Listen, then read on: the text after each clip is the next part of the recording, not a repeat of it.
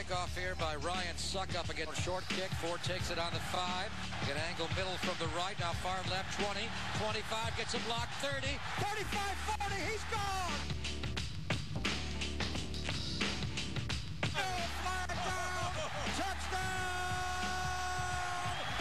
Raiders. Well, Cartwright with a big block there. Popped the whole thing.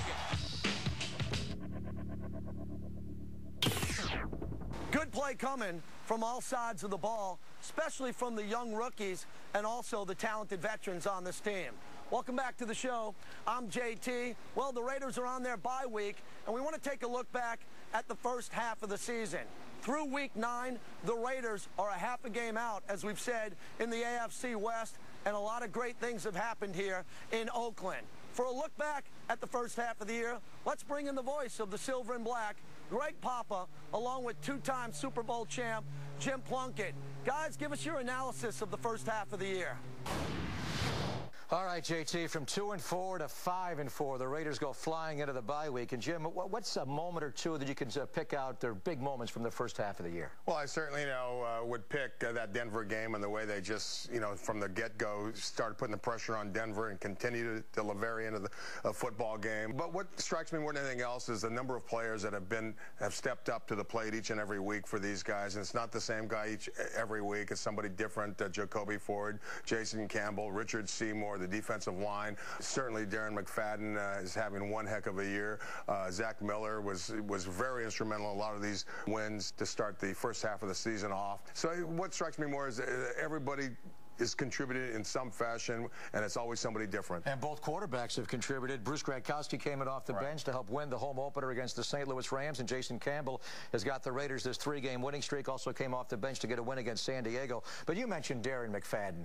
Darren McFadden is playing at a whole different level this year. He has missed 2 football games yet. He ranks among the leaders in pro football in total rushing. In fact, he's #1 in yards per game at 108.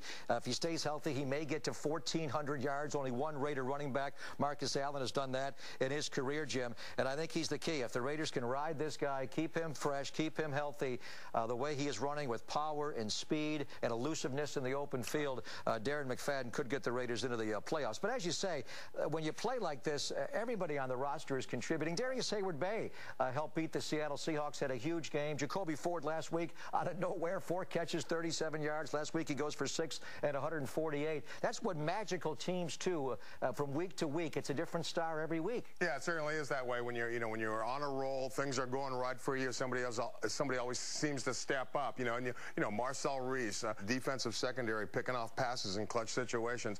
The defensive line putting pressure on the quarterback, making him throw too soon.